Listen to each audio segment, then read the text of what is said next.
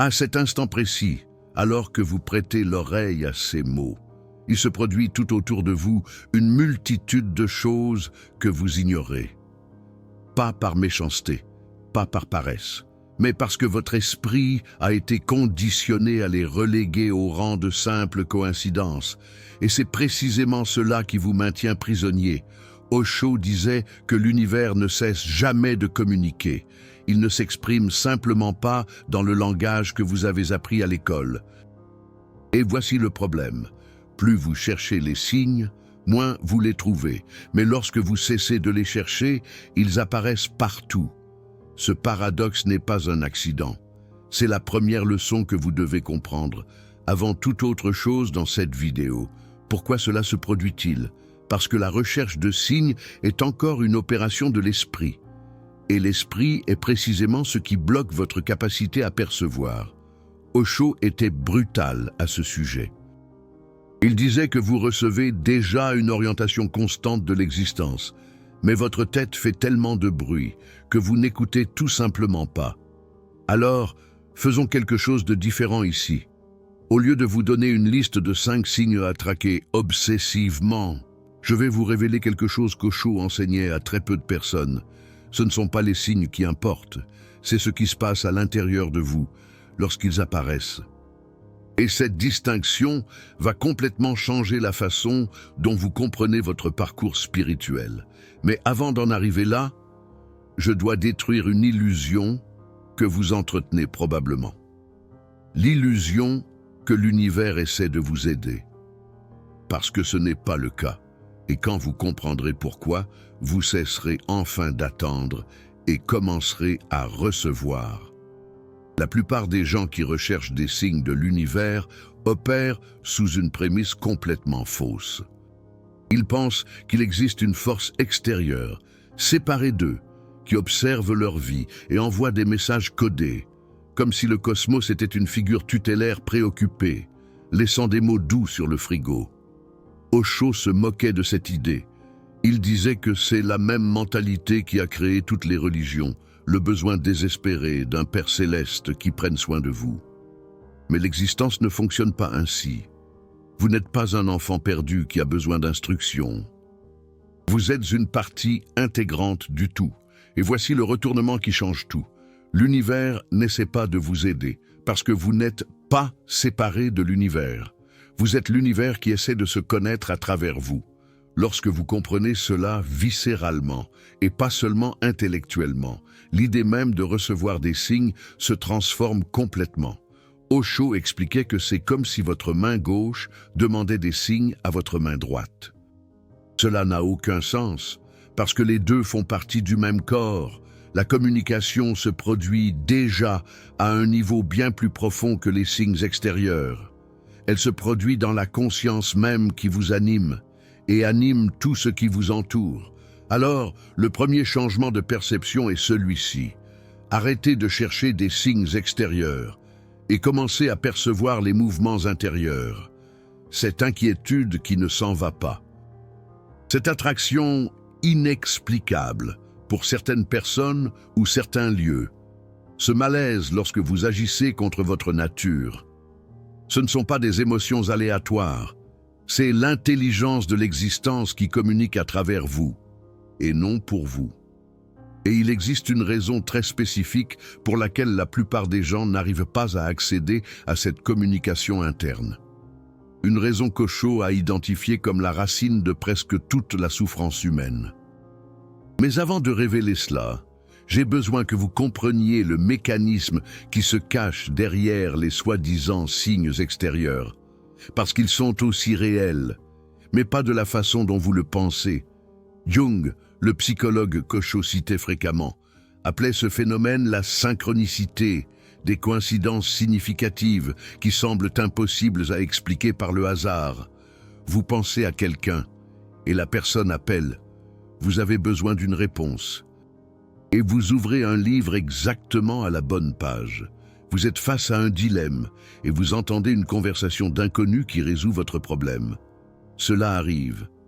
Cela arrive, trop souvent pour être ignoré. Mais que se passe-t-il vraiment ici? Osho avait une explication fascinante. Il disait que votre conscience opère à deux niveaux, l'horizontal et le vertical. Sur l'horizontal, vous vous déplacez à travers le temps, de A à B à C, passé, présent, futur.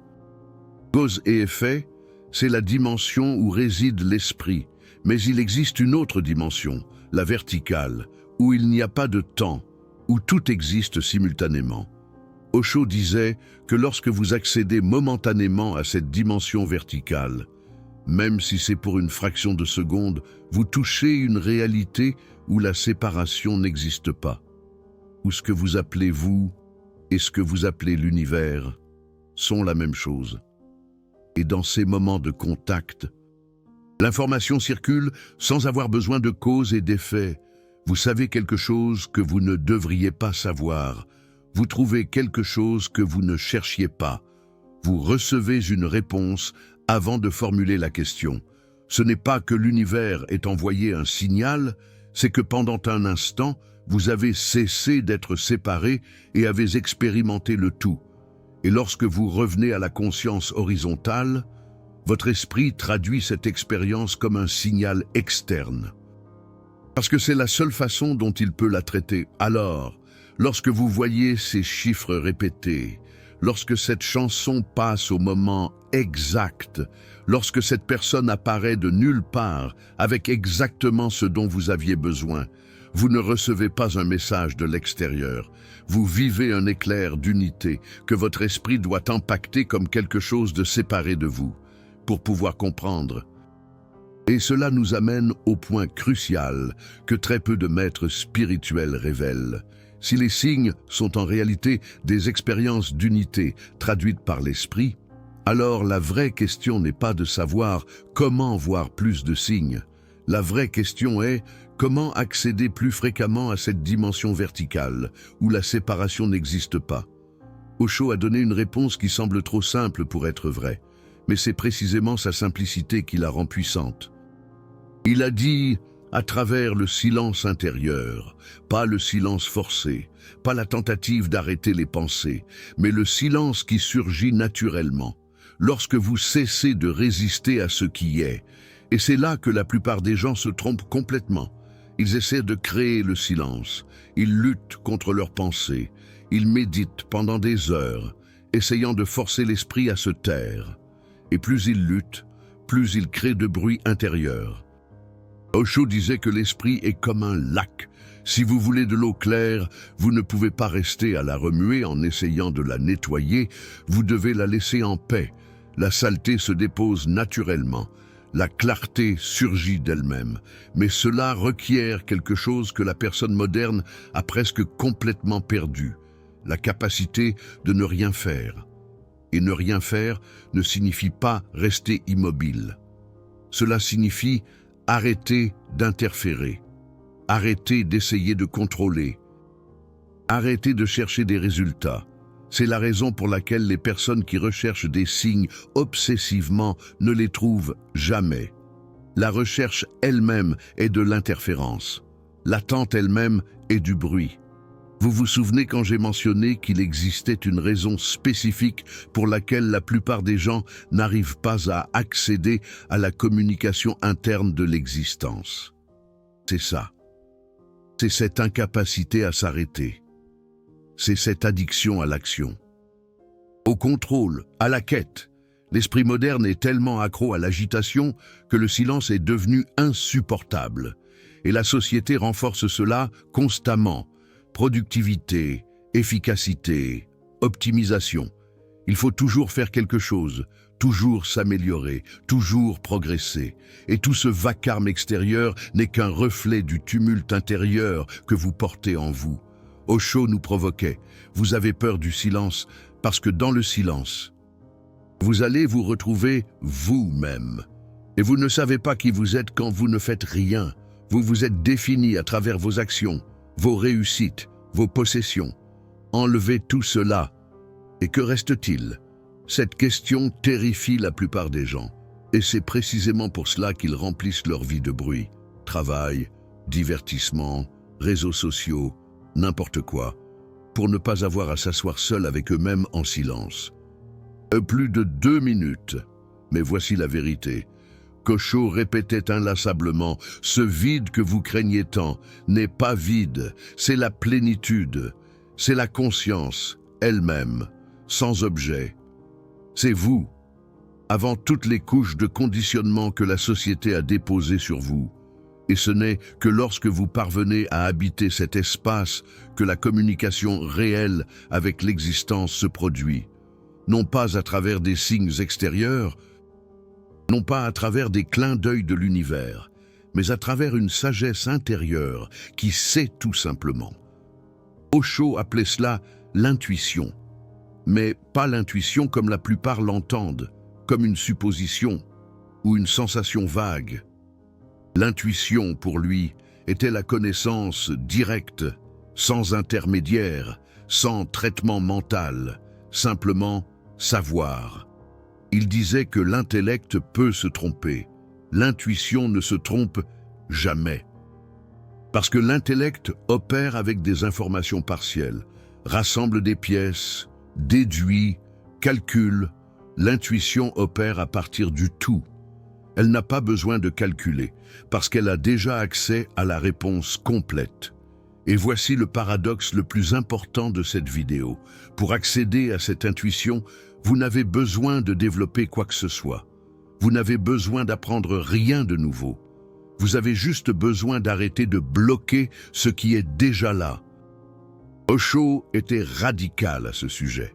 Il disait que toutes les pratiques spirituelles qui promettent de vous donner quelque chose sont des fraudes. Vous êtes déjà complet. Vous avez déjà tout. La méditation n'ajoute rien à vous. Elle enlève juste les obstacles. Et le plus grand obstacle, c'est la croyance que vous avez besoin de quelque chose d'extérieur pour être complet. Cela inclut les signes de l'univers. Quand vous avez besoin d'une confirmation extérieure pour prendre une décision, vous êtes en train de dire que vous ne vous faites pas confiance. Vous êtes en train de dire que vous n'avez pas accès à votre propre sagesse intérieure. Et cette méfiance, c'est exactement ce qui bloque l'accès. Alors, la pratique, ce n'est pas de chercher des signes. La pratique, c'est de cultiver la confiance dans votre perception intérieure. Commencez à agir à partir de cette connaissance qui surgit avant la pensée, cette certitude qui apparaît de nulle part et que l'esprit immédiatement commence à questionner. Combien de fois avez-vous su quelque chose instantanément et ensuite avez passé des heures à réfléchir et avez fini par faire l'opposé? Combien de fois cette première impression était juste et votre analyse rationnelle était fausse? Ce n'est pas une coïncidence. C'est votre intuition qui est recouverte par le bruit mental. Osho donnait une instruction simple. Quand vous devez prendre une décision, prêtez attention à ce qui surgit en premier, avant toute pensée. Pas à ce qui semble logique, pas à ce que les autres approuveraient, pas à ce qui est sûr, mais à cette première impulsion qui apparaît comme un éclair et disparaît immédiatement quand l'esprit entre en jeu. C'est rapide, c'est subtil. Et la plupart des gens ont perdu la capacité de le capter, parce qu'ils pensent trop. Mais c'est toujours là, à chaque décision, à chaque instant. L'existence ne cesse jamais de communiquer.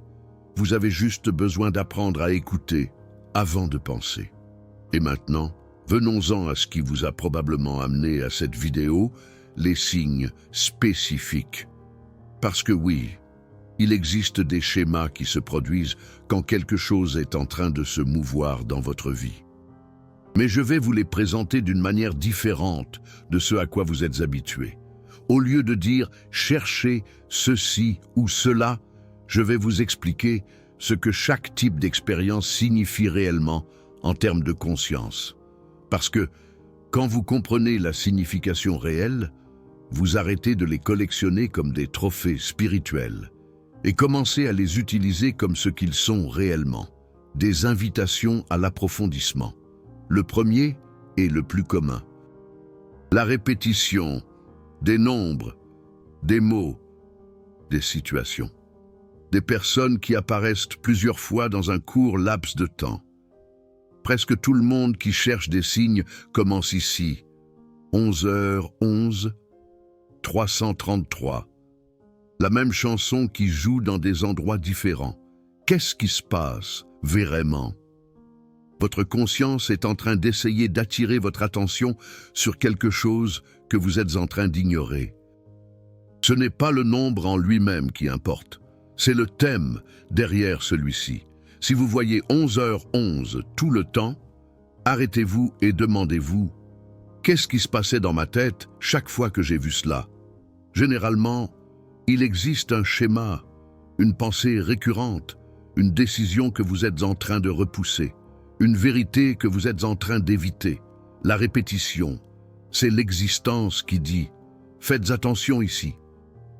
Vous êtes en train de dormir sur ce point et plus vous ignorez, plus les répétitions deviennent intenses, jusqu'à ce que vous vous arrêtiez finalement et regardiez.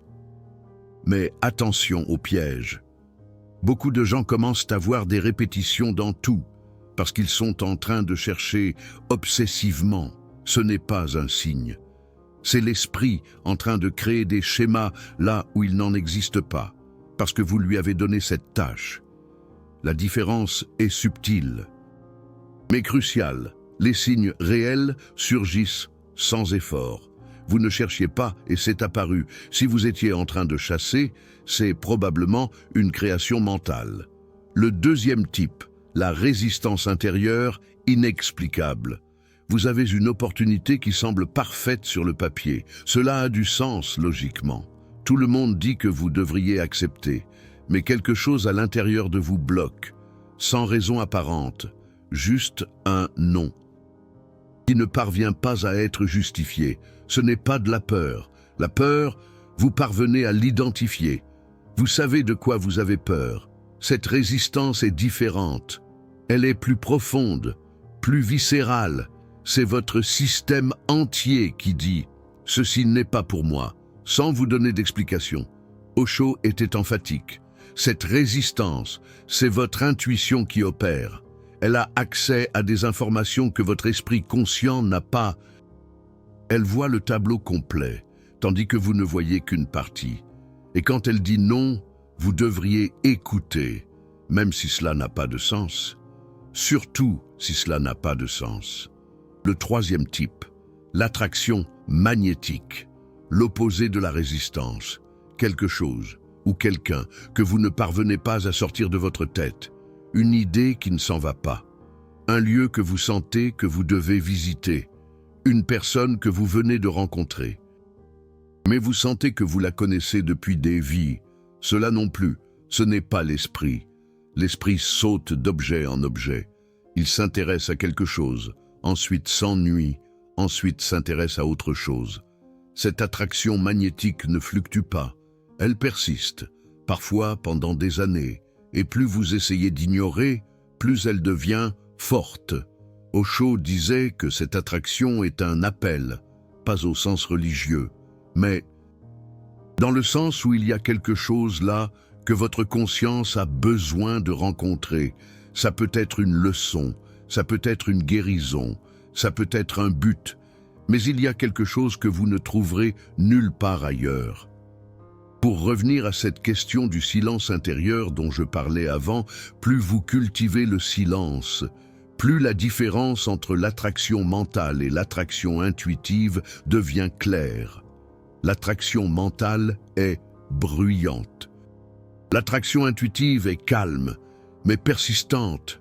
Le quatrième type, c'est l'effondrement de ce qui semblait stable, des relations qui se terminent soudainement, des emplois qui se dissolvent, des amitiés qui disparaissent, parfois tout en même temps.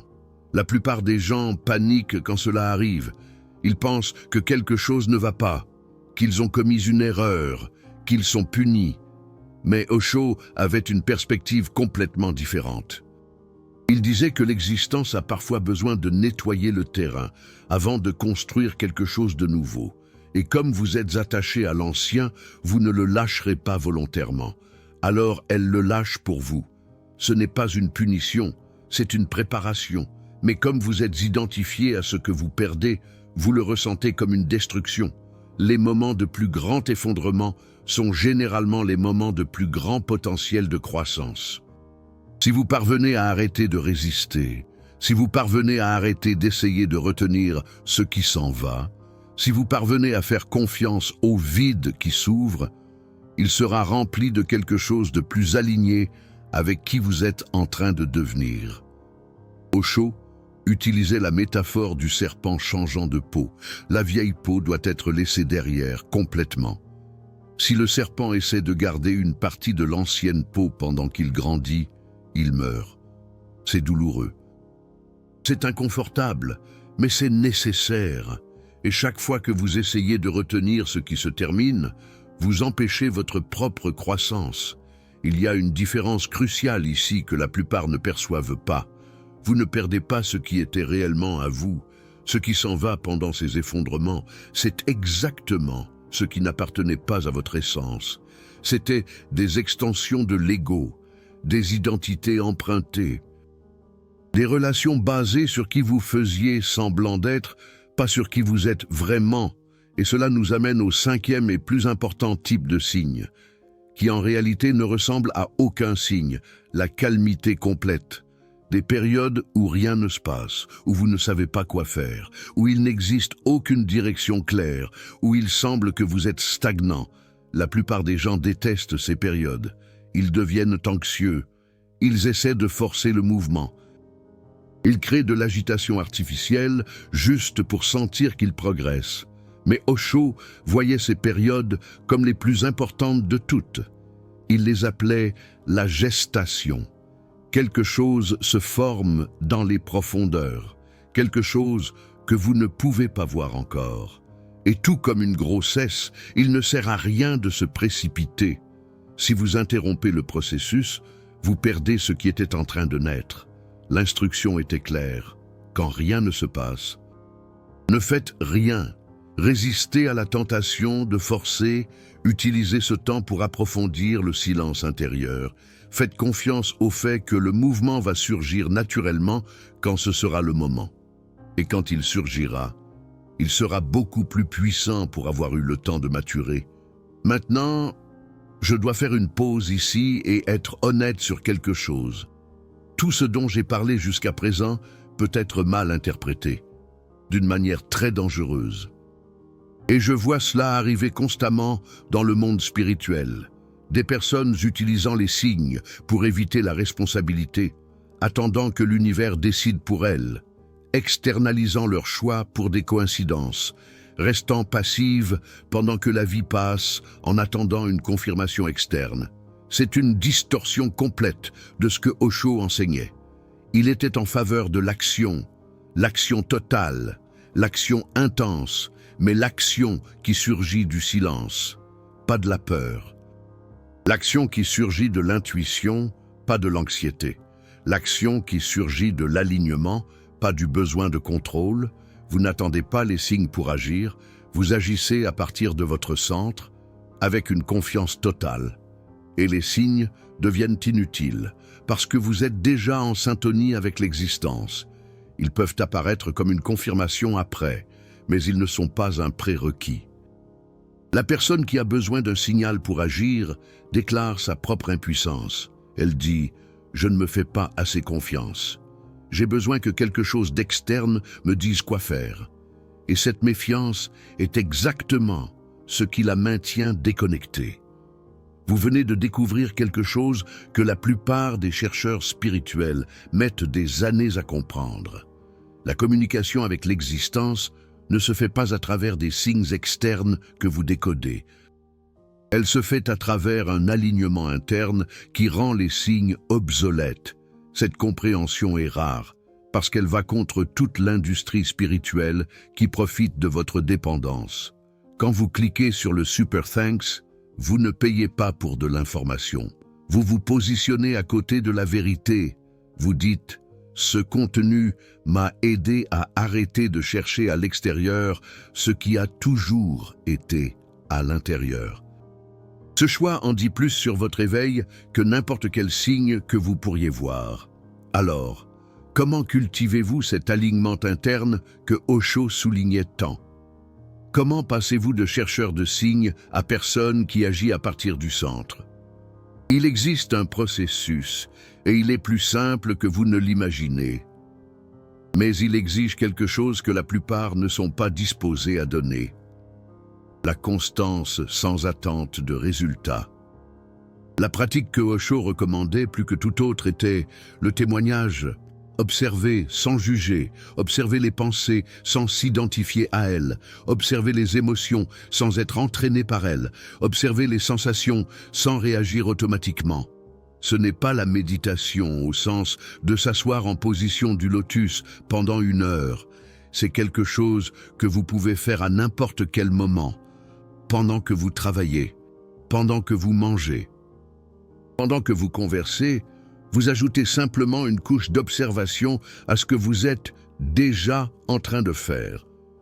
Osho appelait cela la seule qualité de Bouddha. Il disait que Bouddha consistait seulement en cela, le témoignage.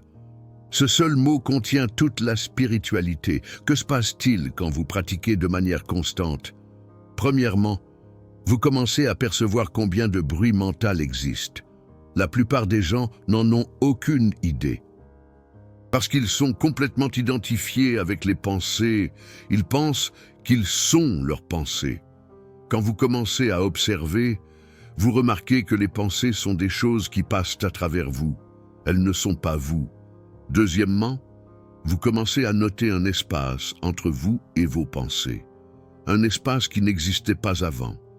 Dans cet espace, il n'existe pas d'anxiété, il n'existe pas de peur. Il n'existe pas de besoin de contrôle. Il existe seulement la présence. Troisièmement, et c'est le plus important, vous commencez à percevoir une intelligence qui opère dans cet espace. Une intelligence qui sait sans penser, qui directionne sans forcer, qui communique sans parole. C'est votre intuition. C'est votre connexion directe avec l'existence. Et quand vous opérez à partir de cet endroit, les signes externes deviennent ce qu'ils ont toujours été. Non pas des instructions à suivre, mais des confirmations que vous êtes déjà sur le bon chemin. La différence est subtile, mais elle change tout. Vous arrêtez d'avoir besoin d'eux, et paradoxalement, ils commencent à apparaître beaucoup plus fréquemment. La dernière chose que je dois aborder, c'est la confiance. Osho avait une vision radicale à ce sujet. Il disait « Faites tout ce qui est en votre pouvoir, et ensuite, si plus rien ne peut être fait, ayez confiance en l'existence, ayez confiance. » Que cela fonctionnera. Cela fonctionne toujours, pas une confiance aveugle, pas une passivité déguisée en foi, mais une confiance qui surgit naturellement, lorsque vous êtes aligné avec quelque chose de plus grand que votre ego. Une confiance qui naît lorsque vous avez cessé de lutter contre la vie et commencé à fluer avec elle. Vous n'avez pas besoin de signes. Lorsque vous avez confiance, vous n'avez pas besoin de confirmation. Lorsque vous êtes centré, vous n'avez pas besoin d'approbation externe lorsque vous êtes en paix avec vous-même. Et cela, en fin de compte, c'est de quoi Osho parlait vraiment. Il ne s'agissait pas d'interpréter l'univers, il s'agissait de ne faire qu'un avec lui. Et lorsque vous ne faites qu'un, il n'y a plus de moi ici et d'univers là, envoyant des messages. Il y a seulement l'existence, étant l'existence, à travers vous. Les signes que vous cherchiez tant étaient seulement des rappels de votre foyer, des rappels que vous n'avez jamais été séparés, des rappels que la communication n'a jamais cessé. Vous étiez juste trop occupé à penser pour réaliser que cela s'est toujours produit. Polémique pour conclure, Osho disait que chercher des signes, c'est la même chose que chercher l'illumination. Cela semble spirituel, mais c'est seulement l'ego qui veut se sentir spécial. Recevez-vous vraiment une orientation? Ou voulez-vous seulement croire que l'univers se soucie spécialement de vous? Commentez honnêtement. Je réponds à tout le monde dans les 2 premières heures.